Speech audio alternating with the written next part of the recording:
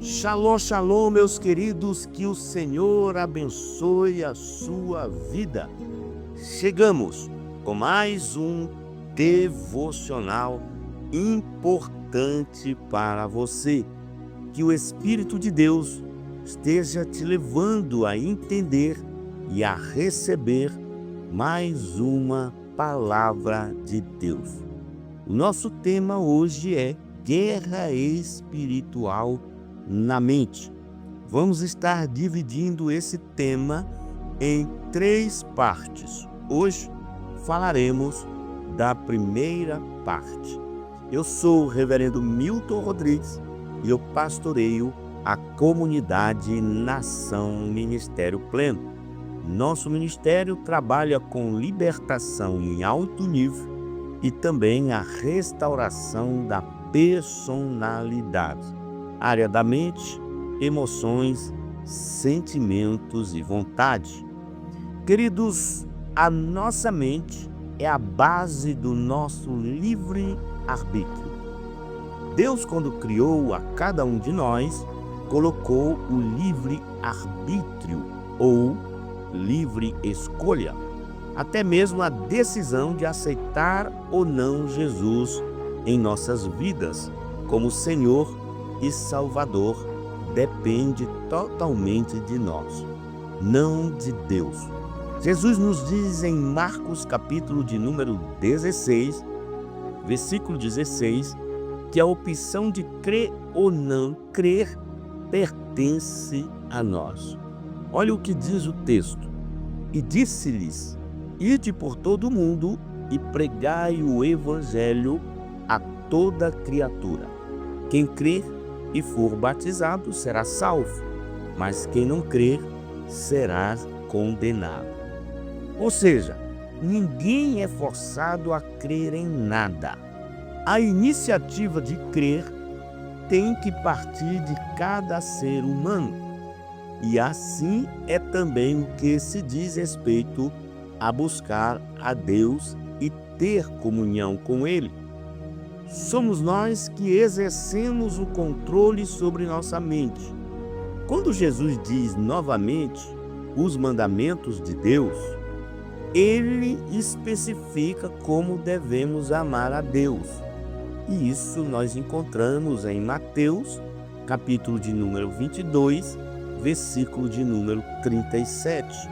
O texto diz: respondeu-lhe Jesus: amarás ao Senhor teu Deus de todo o teu coração, de toda a tua alma e de todo o teu entendimento.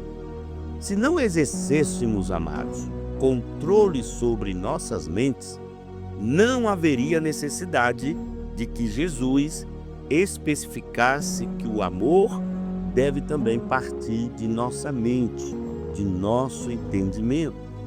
Muitos de nós acham que o controle de nossa mente pertence a Deus no momento em que são feitas novas criaturas ao aceitarem Jesus.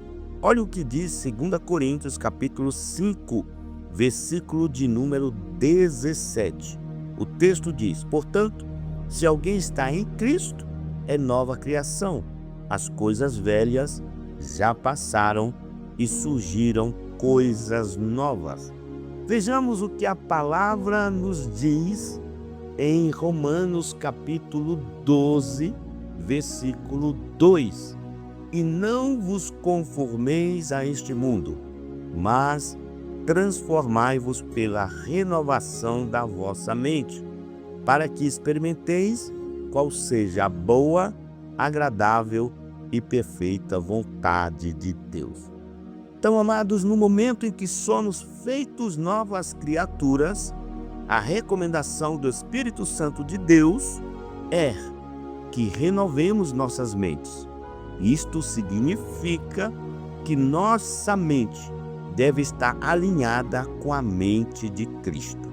Olha o que está escrito em 1 Coríntios, capítulo de número 2, versículo de número 16.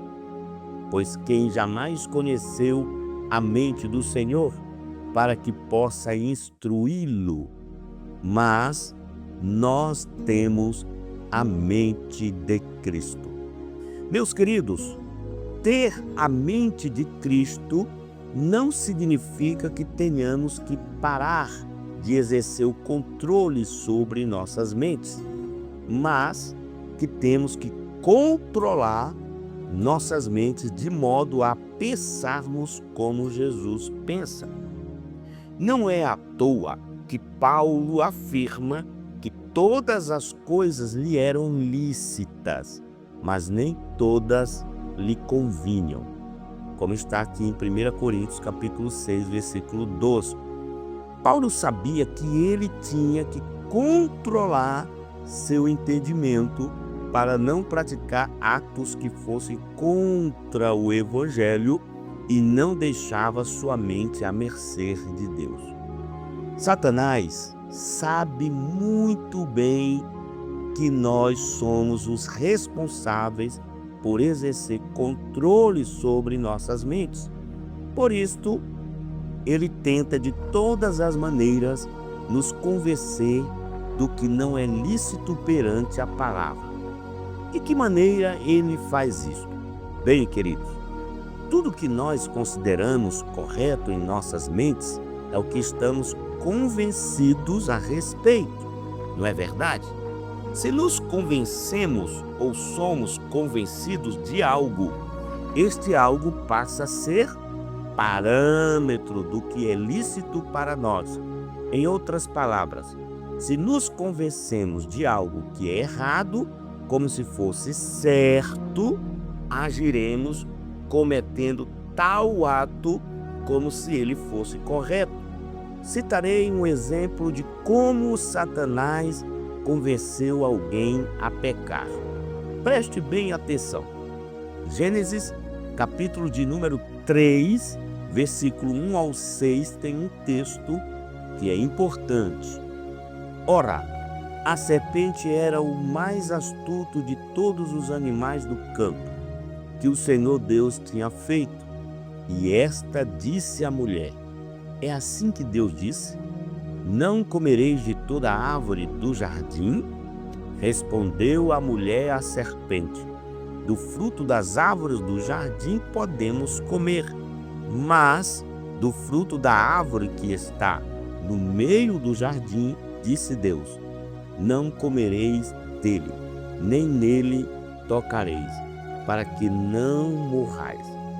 Disse a serpente à mulher: certamente não morrereis, porque Deus sabe que no dia em que comerdes desse fruto, vossos olhos se abrirão e sereis como Deus, conhecendo o bem e o mal.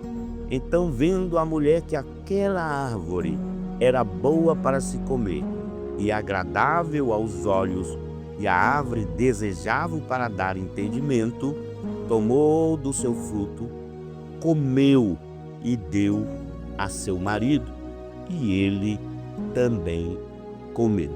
Meus amados, Deus havia dado uma ordem a Adão e Eva, que não comesse o fruto da árvore que estava no meio do jardim. Obviamente, Satanás queria fazer com que esta ordem fosse desobedecida. Então, tratou de convencer Eva de que se ela comesse do fruto, nada aconteceria de mal a ela. Satanás então persuadiu Eva e a convenceu. Finalmente, ela comeu o fruto que não deveria e deu a Adão, que ao ver Eva degustando de tal fruto, também dele comeu. Satanás não controlou a mente de Adão e de Eva. Tentou até que conseguiu convencer, fazendo com que o homem e a mulher voluntariamente pensassem de maneira errada.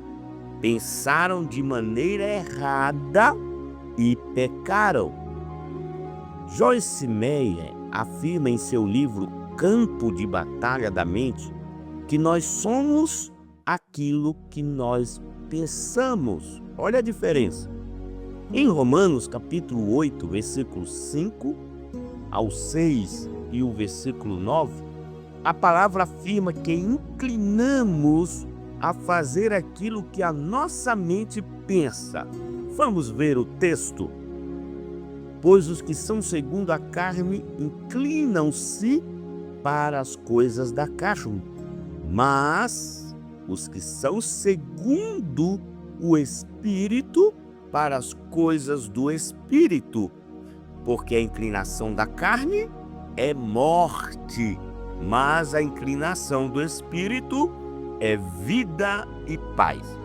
Vós, porém, não estáis na carne, mas no Espírito, se é que o Espírito de Deus habita em vós.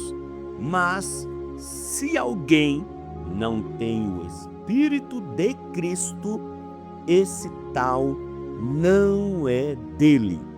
Portanto, queridos, podemos definir aqui dois tipos de mente. Primeiro, a mente carnal ou natural. Segundo, a mente de Cristo. A nossa tarefa é deixar de pensar com a mente carnal e começar a pensar com a mente de Cristo. O versículo 9 de Romanos nos diz que se alguém não tem o Espírito de Cristo, esse tal não é dele. O versículo não diz Espírito Santo, mas sim Espírito de Cristo.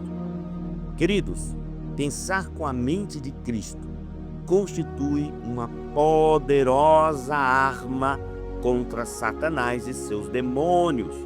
Começar a pensar com a mente de Cristo não é um processo imediato. Esta nova maneira de pensar cresce em nós diariamente, em nossa comunhão com Deus Pai. Ao lermos, amados, a palavra, é importante observarmos como Jesus reagia diante das mais variadas situações. Por exemplo, em Mateus capítulo 5, versículo de número 39, Jesus afirma o seguinte. Vamos ao texto. Eu, porém, vos digo que não resistais ao homem mau, mas a qualquer que te bater na face direita, oferece-lhe também a outra. Agora, queridos, preste atenção. Jesus não diz para nos humilharmos perante as pessoas, mas para vencer o mal com o bem, como está em Romanos capítulo de número 12, versículos de número 21. Vamos ver o que esse texto tem para nós. Romanos capítulo 12, versículo de número 21. Não te deixes vencer pelo mal, mas vence o mal com o bem. Este é o ponto de partida para começarmos a pensar com a mente de Cristo. Jesus também afirma em Lucas capítulo 6, versículo de número 45, o seguinte: o homem bom, do bom tesouro do seu coração, tira o bem, e o homem mau, do seu mau tesouro, tira o mal, pois do que há em abundância no coração, disso fala a boca. Meus amados, basicamente, diante de nossas situações cotidianas, a pergunta que fazemos a nós mesmos será: em meu lugar, o que faria Jesus?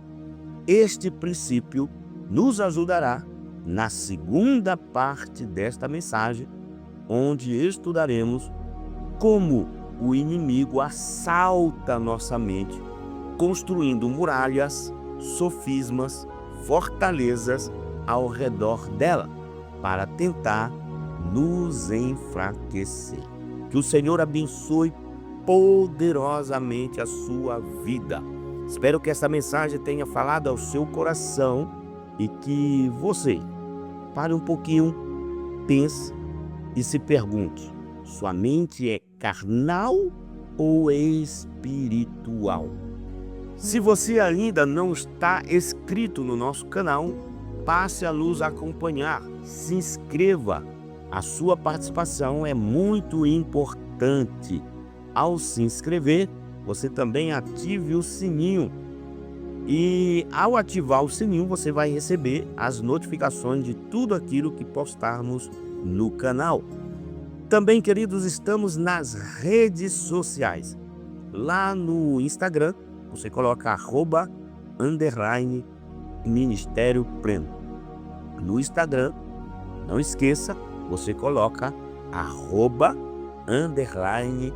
@Ministério Pleno. No Facebook, @Ministério Pleno. Lá no TikTok, você vai colocar ministériopleno.news. E eu quero fazer um pedido para você. Comente o nosso devocionário. Fale aí o que você recebeu desta palavra, dessa mensagem tão preciosa. E não esqueça de dar o seu like. Ele é muito importante para nós. E ao dar o seu like, faça o compartilhamento desta mensagem. Creio que esta mensagem vai alcançar e edificar muitos corações. Meus amados, eu vou ficando por aqui. Que o Senhor te abençoe poderosamente. E não esqueça, faça o seu comentário porque ele é importante para nós. Um cheiro no coração. Até o nosso próximo devocional.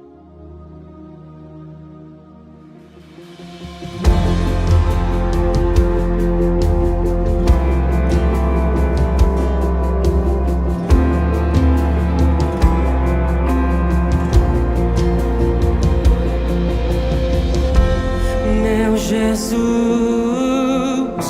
Salvador.